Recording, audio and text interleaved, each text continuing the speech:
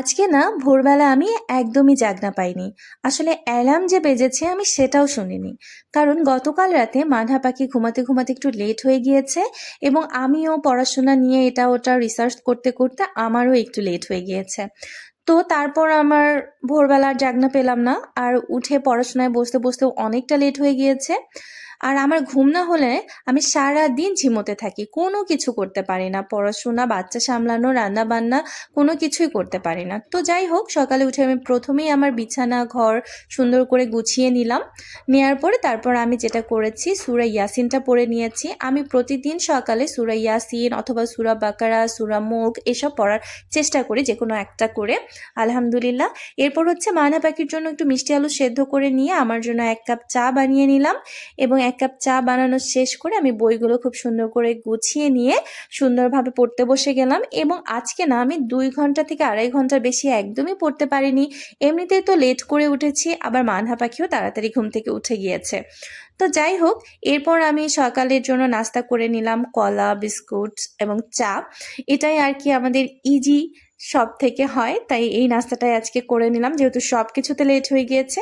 আর আমি এই জায়গাটাই হচ্ছে পড়াশোনা করি। আমার খুবই ভালো লাগে। এখানে আমার অনেকগুলো গাছপালা আছে বারান্দায়, তো সব মিলিয়ে মাশাআল্লাহ। এরপর হচ্ছে একটু ছোলা ভিজিয়ে রাখলাম। ছোলা দিয়ে পোলাওয়ের চাল দিয়ে একটু পোলাও রান্না করব তাই জন্য। আর এখানে হচ্ছে মানহা পাখির বাবা হাঁসের মাংসটা খুব সুন্দর করে রান্না করেছে। সেটা দিয়ে পেট ভরে দুপুরের খাবার খেয়ে নিয়ে আমরা বাইরে চলে গিয়েছিলাম একটু। তো সেটার ক্লিপ আমি একদমই নিতে ভুলে গিয়েছি। আর মানহা পাখিকে কোলে নিয়ে আসলে মোবাইল হাতে নেওয়াও যায় না।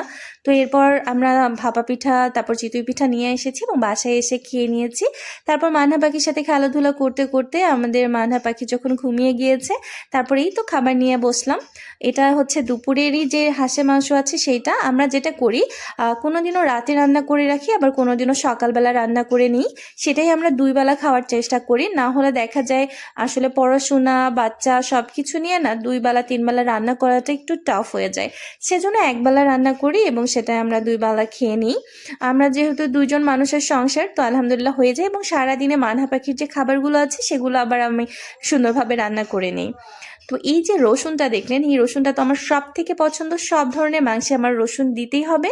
আসলে রসুন মাংসে দিলে এই মানে রসুনের টেস্টটা খুব ভালো আসে। তো আজকের ভিডিও এই পর্যন্তই। সবাই ভালো থাকবেন। আল্লাহ হাফেজ।